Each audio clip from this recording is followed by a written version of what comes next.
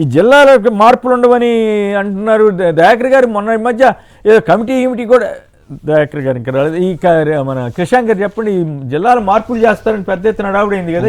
శ్రీనివాస్ రెడ్డి గారి స్టేట్మెంట్ మళ్ళీ మార్చారు వెనక్కి తగ్గినట్ల ఎట్లా ప్రచారంలో ఇబ్బంది అవుతున్నది కాబట్టి ఇప్పుడు వెనకడుగేసారు. ఎన్నికల ప్రచారంలో మున్సిపల్ ఎన్నికల ప్రచారంలో భూపాలపల్లి ఇవన్నీ జయశంకర్ భూపాలపల్లి పేరు మారుస్తున్నారు, ఇవన్నీ కూడా జిల్లాలు ఇవి చేస్తున్నారు అనగానే నిన్న వెనక్కి తీసుకున్న పరిస్థితి. ఫస్ట్ ఎత్తిందే పొంగులేటి శ్రీనివాస్ రెడ్డి గారు. ఎత్తగానే ఇమీడియట్ గా మరి ప్రతిపక్షంగా ఖచ్చితంగా అందరూ కూడా మరి ఎందుకు మీరు ఏ బేసిస్ గా చేస్తున్నారు అని క్వశ్చన్ చేస్తాం. క్వశ్చన్ చేయగానే నిన్న బ్యాక్ ట్రాక్ చేశారు. అంటే సీఎం గారు కూడా అన్నట్టున్నారు అన్ని సరిగా లేవు ఈ జిల్లాలు, చాలా సార్లు పెద్దవి చిన్నవి కాస్త గందరగోళంగా ఉన్నాయని చాలా సార్లు. ఆయన గుర్తుంటే సీతక్క గారిని అడిగినాం, ఏంటి సీతక్క గారు ములుగు జిల్లా కాదా, కరెక్ట్ కాదా, మరి వెనక్కి తీసుకోమంటారా అనేసి మీరు దాన్నే సపోర్ట్ చేస్తున్నారా అంటే ఒక ఛానల్లో లేదు అట్లాంటి తప్పు రేవంత్ రెడ్డి గారు అట్లాంటి ఆలోచనకి ఏమైనా ఉంటే మేము కూడా దానికి చెప్తాము అని అన్నారు. రేవంత్ రెడ్డి గారు చెప్పండి, ఏంటి సీఎం గారు ఇక జిల్లాలు కొత్త జిల్లాలకి జోలికి వెళ్ళరని అనుకోవాలా? ఇప్పుడు సీఎం గారు ఏది మాట్లాడినా కూడా అది మళ్ళా తర్వాత రేపు అదే మాట్లాడతారనే నమ్మకం లేని పరిస్థితి ఇప్పుడు డెవలప్ అయింది. ఒక రోజు ఒకటే అంటారు, ఒక రోజు ఒకరు అంటారు. వారే అన్నారు చాలా సందర్భాలలో ఈ యొక్క సరిగా లేవు, శాస్త్రీయబద్ధంగా జరగలేదు, మేము అందరు అభిప్రాయాలు తీసుకొని సరిగా చేస్తాము అని చెప్పి ఒక వార్తను ప్రభుత్వం కూడా ఒక కమిటీ వేయబోతున్నది అని చెప్పి స్పష్టంగా చెప్పారు. ఇప్పుడు ఎందుకు బ్యాగ్ తీసుకున్నారంటే అక్కడికి వెళ్ళారు, భూపాలపల్లికి వెళ్ళారు. భూపాలపల్లి ఒకే నియోజకవర్గానికి సంబంధించి ఒక జిల్లా ఉంది కాబట్టి ఇప్పుడు మున్సిపల్ ఎలక్షన్స్ వచ్చినాయి, అదే మేజర్ గా ఎజెండా నడుస్తున్నది కాబట్టి వెనకకు తీసుకొని అట్లేం చేయలేమని చెప్పి దాన్ని క్లారిటీ ఇవ్వడం కోసం అది కూడా భూపాలపల్లి బయట మీటింగ్ పెట్టి మున్సిపాలిటీలో ఎలక్షన్ కోడ్ ఉంటుంది కాబట్టి చెల్పూర్ అనే ప్లేస్ లో పెట్టి ఇది మాట్లాడింది. ఈ ఎలక్షన్ లో ఇది దొడ్డిదారిన ఇది ప్రభుత్వ నిధులతోని ఏదో ఒక అఫీషియల్ ప్రోగ్రామ్ పోవడం, ఇది పెట్టడం, అంటే ఒక రకంగా చెప్పాలంటే కాంగ్రెస్ పార్టీ ఫ్రస్ట్రేషన్కి వచ్చేసింది. ఆయన ఏం మాట్లాడుతాడో ఎవరికి అర్థమైతలేదు, అసలు ఆయనకు అర్థమవుతుందో లేదో. ఓ రోజు అంటాడు కిషన్ రెడ్డి కేసీఆర్ దత్తపుత్రుడు అంటాడు, ఓ రోజు కేసీఆర్ ఇంకెందుకు అరెస్ట్ చేయి, నువ్వు హోం మంత్రివి, ముఖ్యమంత్రివి, నీ చేతిలో సర్వస్వం ఉంది, బిఫోర్ ఎలక్షన్స్ ఏం మాట్లాడినావు, తర్వాత ఏం మాట్లాడుతున్నావు, ఏదైనా కనుక మరి అంటే ఆ అంశంలోకి మళ్ళీ వెళదాము. సో జిల్లాల వరకు ఆ క్లారిటీ వచ్చిన తర్వాత ఫోరెన్సిక్ ల్యాబ్ది తీసుకున్న తర్వాత జాతిపిత అంశం కూడా చాలా ఇంట్రెస్టింగ్గా ఉంది. మొత్తం కేసీఆర్ జాతిపిత అవునా కాదా, మీ జాతికే అని ఆయన రేవంత్ రెడ్డి గారు అన్నట్టున్నారు కదా, అట్లా అనటం కరెక్టా కాదా? ఇప్పుడేమో అందరం జాతి పెట్టలమే అని ఏమో కోమటిరెడ్డి గారు అంటున్నారు. సో అంశంలోకి వెళ్తాం. దానికంటే ముందుగా ఈ ఫోరెన్సిక్ ల్యాబ్ సంబంధించి అగ్ని ప్రమాదం మీద మీకు ఏమైనా సందేహాలు ఉన్నాయా ప్రేమేందర్ గారు? అనేది తప్పక దాన్ని దర్యాప్తు అయితే జరిపించాలి. ఇప్పుడు సడన్ గా ఈ విధంగా జరగడం అనేది అప్పుడప్పుడు ప్రమాదాలు జరుగుతాయి, కానీ ఇది ప్రమాదమా, కావాలని చేసిందా, దాంట్లో ఏమేమి పోయినాయి అనేది కనుక బయటకు వస్తే తెలుస్తుంది. ఫోన్ ట్యాపింగ్ది పోయిందా, లేకపోతే ఈ ఓటుకు నోటు పోయిందా, లేకపోతే ఇంకేమన్నా ఉన్నాయా మనకు తెలియని, ఇంకేమీ అసలు అనేక విషయాలు ఉంటాయి. కాబట్టి దాని పూర్తి దర్యాప్తు జరిగితే తెలుస్తుంది. దాని నిష్పక్షపాతమైన యొక్క దర్యాప్తు జరిపించవలసిన యొక్క అవసరం ఉన్నది. తప్పక అనుమానాలకు తావెత్తే విధంగానే ఉంది వ్యవహారం. ఎందుకంటే ఇప్పుడు హోమ్ మినిస్ట్రీ రేవంత్ రెడ్డి గారి చేతిలోనే ఉంది.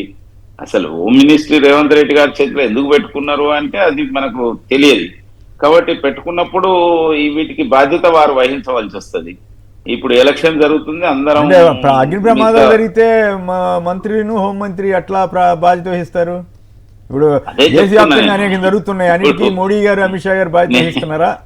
నేను అందుకోసమే ప్రమాదమా అది లేకపోతే ఎవరైనా చేసిన వ్యవహారమా అనేది అది దర్యాప్తు జరిగితే తెలుస్తుంది. ఇప్పుడు మామూలు అగ్ని ప్రమాదం జరగడానికి అవకాశం అంటే ఇక్కడ ప్రాబ్లం ఎక్కడ వస్తుందంటే ప్రేమేంద్ర గారు ఇప్పుడేమో ఇట్లా చెప్తారు, మీరు ఆ ఓటుకు నోటు కేసుకి రాజీ చేసిందే మీ బీజేపీ పెద్దలు, ఏం చేసిండు మీకు తెలీదా, మాకు తెలీదా, నాతో ఎక్కడ చెప్పిస్తారు?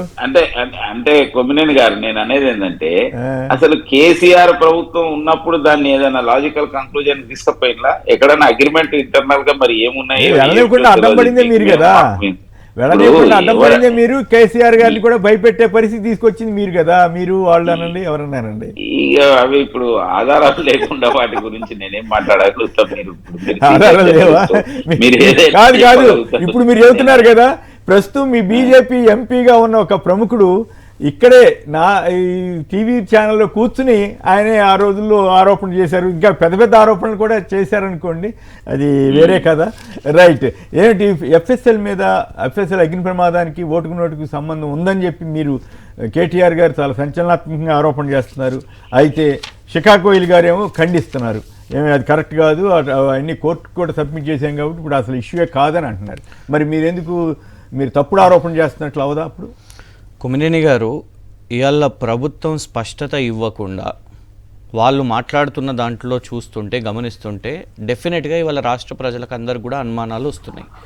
ఎందుకు అనంటే మొదట DCP deputy commissioner of police Shilpavalli గారు అక్కడికి వెళ్ళిన తర్వాత వారు చెప్పిన దాంట్లోనే మొదట ఏమని చెప్తారు, కాదు శిల్పవల్లి గారు ఫస్ట్ నేను చెప్తాను. డీసీపీ గారు అక్కడికి వెళ్ళినప్పుడు ఫస్ట్ ప్రెస్ మీట్లో వారు ఏమని చెప్తారు అని అంటే, ఒకటేమో వారే మాట్లాడతారు, అక్కడ ఎవరూ లేకుండే కేవలం ఒక ఆఫీస్ బాయ్ సాయి కృష్ణ అనే ఒక వ్యక్తి మాత్రమే ఉండే, తను ఫైర్ ఎక్స్టింగ్విషర్ తీసుకొని ప్రయత్నం చేసిండు అని వారే చెప్తూ, మళ్ళీ 3-4 ఉండే అని కూడా వారి మాట్లాడలోనే నిన్న ప్రెస్ మీట్లో విన్నాం.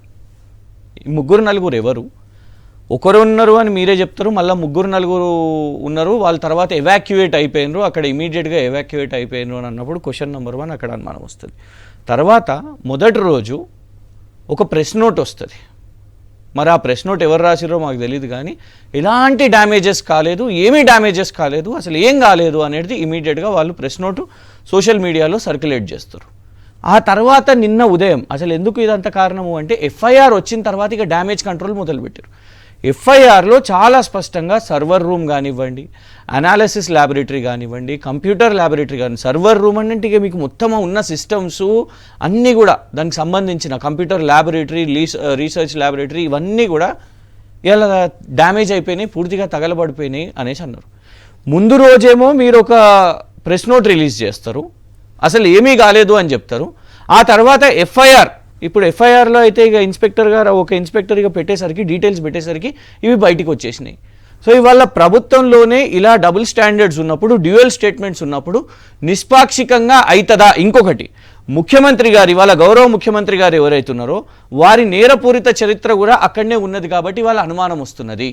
కాదుగా, ఇక్కడ నాకు డౌట్, ఇప్పుడు రేవంత్ రెడ్డి గారు అలా చేయాల్సిన అవసరం ఏముంది? ఇప్పుడు ఆయన గురువు గారు అని చంద్రబాబు గారు ఏకంగా తన మీద వచ్చిన స్కామ్లన్నీ వాళ్ళతోటి ఏం జరగలేదని చెప్పి స్టేట్మెంట్లు ఇప్పించేసి సిఐడి తోటి వాళ్ళతోటి విత్డ్రా చేయించేసుకుంటున్నారు. అదే పద్ధతి ఈయన కూడా చేసుకునేవాళ్ళు కదా. కాలు పెట్టాల్సినంత వెనకాల ఉండాల్సినంత అవసరం ఏముంటుంది సార్? ఇక్కడ ఒకటి నంబర్ 1 ఏంటంటే దేశమే చూసిన ఎవిడెన్స్ ఇది. దేశం మొత్తం లైవ్గా చూసిన ఎవిడెన్స్. అదంతా ఫేక్, క్రియేట్ చేసింది, ఆ ఎవిడెన్స్ కరెక్ట్ కాదు అని రేపు చెప్తారు కావచ్చు. ఎవరికి తెలుసు? అసలు ఎవిడెన్సే లేదు అన్న దగ్గర. ఇంకోటి అది ఒకటే కాదు, నేను 100% సార్, ఒకటి మొత్తం కంప్యూటర్ ల్యాబొరేటరీ మొత్తం సర్వర్ రూమే పోయినాక ఇది ఒక కేసు విషయం కాదు. ఇప్పుడు వాళ్ళే సినీ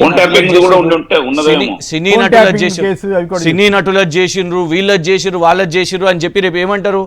మస్తు మంది సినీ నటులది ఉండే, అవన్నీ ఇప్పుడు గాలిపోయినాయి. ఎందుకంటే హిందూలో మర్రి రాము గారు ఒక ఆర్టికల్ రాసిరండి, అందులో ఎవరు ఏ పొలిటీషియన్స్ కోర్టు కాదు, ఏ ప్రభుత్వంది కాదు, అధికారులు ఎవరైతే ఎస్ఐటి వాళ్ళు ఉన్న స్టేట్మెంటే హిందూ జర్నలిస్ట్ మర్రి రాము గారు రాసిన ఆర్టికల్లో ఏమనుంది అని అంటే, అసలు ఈ సినిమా వాళ్ళది లేనే లేదు, ఎవరిది కూడా ఫోన్ ట్యాపింగ్ లేనే లేదు అని ఒక హిందూ జర్నలిస్ట్ తను ఇన్వెస్టిగేటివ్ జర్నలిజం చేసి రాసింది. కానీ ముఖ్యమంత్రి గారు ఎక్కడో కాదు, ఇవాళ మున్సిపల్ ఎన్నికల్లో కూడా సినీ నటులది చేస్తారా, మొగుడు పిల్లలది వింటారా, ఇవాళ రేపు ఏమవుతుంది? ఆ ఎవిడెన్స్ లేదు అని చెప్తారు. సో ఇవాళ అనుమానం ఉంటే మీరెందుకు భుజాలు ధరుముకుంటున్నారు? రాష్ట్ర ప్రభుత్వం ఎందుకు భుజాలు ధరుముకుంటున్నది? మేము అడుగుతున్నది ఏంటిది? ఒక సిట్టింగ్ జడ్జిని పెట్టి మీరు విచారణ జరిపించండి. ఎందుకంటే కేసీఆర్ గారి మీద విచారణలు పెడతావు నువ్వు, సిబిఐ అంటావు నువ్వు, ఈడీ అంటావు నువ్వు, ఏసీబీ అంటావు, ఇంకేదన్నా అవసరమైతే ఎఫ్బిఐ కూడా అంటావు. రేపు నువ్వు కేటీఆర్ గారి మీద విచారణ చేస్తావు, నువ్వు రకరకాల ఫార్ములా అంటావు, ఈ ఫోన్ ట్యాపింగ్ అని చెప్తున్నారు. హరీష్ రావు గారు హెల్ప్ చేస్తున్నారు, కేంద్రానికి రాశాం మేము ఉత్తరం, సిబిఐ ఇది లార్జర్ టాపిక్ గా నేను షార్ట్ గా చెప్తాను సార్. వీళ్ళు ఏంటంటే ఇందులో కేసులో పసలేదు రేవంత్ రెడ్డి గారి దగ్గర. సింపుల్ ఇప్పుడు ఏం చేసిరు, దీన్ని రాజకీయ క్రీడ ఏం చేసిరు అని అంటే, మేము కేసు వేసినాం, బీజేపీ దగ్గరకు పంపించాలి. సిబిఐ దగ్గరికి వెళ్ళిపోయింది. ఇప్పుడు సిబిఐ చెయ్యదనుకోండి, సిబిఐ చేయకపోతే అగో చూసిర్రా భారతీయ జనతా పార్టీ బీఆర్ఎస్ ఒకటి అని ఇది మేము అంటాం. ఇవాళ కేఎల్ఎస్ఆర్ ఇన్ఫ్రా సుప్రీంకోర్టు చెప్పిందండి, కేఎల్ఎస్ఆర్ ఇన్ఫ్రా ఇవాళ వాళ్ళ ఒక ఇన్సాల్వెన్సీ కంపెనీకి 6,000 కోట్ల కాంట్రాక్ట్లు ఒక సంవత్సరంలో రేవంత్ ప్రభుత్వం ఇచ్చింది. దాని మీద సిబిఐ ఈడీ విచారణ సుప్రీంకోర్టు చెప్పింది. మరి ఇవాళ రాష్ట్ర ప్రభుత్వం ఆదేశించండి, మీరు దాన్ని వెల్కమ్ చేయండి. రాష్ట్ర ప్రభుత్వం ఒక దివాలా తీసిన కంపెనీకి 6,000 కోట్ల కాంట్రాక్ట్లు ఎట్లా ఇచ్చింది? పొంగులేటి శ్రీనివాసరెడ్డి గారు అబ్బాయి కబ్జా కేసు అయింది, పాప మా ఇన్స్పెక్టర్ని సస్పెండ్ చేసేస్తారు, ఇమీడియట్గా వారిని తీసేస్తారు అక్కడికి వెళ్ళి. దాని మీద విచారణ చేపట్టండి కేంద్రం. ఇవాళ అదే కాదు, కొండా సురేఖ గారు ఎపిసోడ్ అయితే అందరము చూసినాం. రోడ్డు మీదకి ఎక్కిన పరిస్థితి, వాటాల పంచాయతీ కదా, పంపకాల పంచాయతీ. దాని మీద మరి కేంద్రం విచారణ చేపట్టాలి. ఎందుకు విచారణ అది కూడా అయితలేదు? బొగ్గు కుంభకోణం, ఉప ముఖ్యమంత్రి ఒక ఛానల్ని పట్టుకొని, ఒక ఛానల్ బాధుడే బాధుతున్నది, ఉప ముఖ్యమంత్రి చేసిండు అని. ఉప ముఖ్యమంత్రి వచ్చి నేను కాదు సార్, నేను కాదు, చంద్రబాబు నాయుడు గారి ప్రియమైన ఛానల్ ఇది, చంద్రబాబు నాయుడు గారు రేవంత్ రెడ్డి గారు ఇష్టమైన ఛానల్. న్యూ ఇయర్కి పోయి కేక్ కటింగ్లు, కాలు మొక్కుడు, బొకేలు ఇచ్చుడు ఇవన్నీ చేస్తుంటారు. వీళ్ళందరూ కలిసి నా మీద కుట్ర చేస్తున్నారని మేము అడుగుతున్నాం. ఇవాళ ఇన్ని అంశాలు చెప్పినా కదా మేము అనొచ్చు, మరి కేంద్రం విచారణ అనేది. సార్ ఒకటి ఏంటంటే, ముఖ్యమంత్రి గారు ఇవాళ ముఖ్యమంత్రిగా పంపకాల వాటాల్లో ఫెయిల్, హోంమంత్రి కూడా వారే కదా. ఇలాంటి ఘటనలు జరుగుతున్నాయి, ఇలాంటి కాన్స్పిరసీస్ జరుగుతున్నాయి. హోంమంత్రిగా కూడా నేరాలు జరుగుతున్నాయి, మీరు ఫెయిల్. గురుకుల పాఠశాల అట్లా సార్, విద్యాశాఖ మంత్రిగా నువ్వు గురుకుల పాఠశాలలు కూడా ఫెయిల్. కనీసం మేము చెప్పేది ఏంటంటే, ఒక మున్సిపల్ శాఖ మంత్రిగా దోమలు, ఎందుకంటే సార్ ఇవాళ మనం ఇన్ని ఇష్యూస్ మాట్లాడతాం సార్, ప్రజలు ఇవాళ హైదరాబాద్ ప్రజలు దోమలు విపరీతంగా అవుతున్నాయి. మున్సిపల్ శాఖ మంత్రిగా అందులో కూడా ఫెయిల్ అవుతుంది. మళ్ళీ మాట్లాడుతూ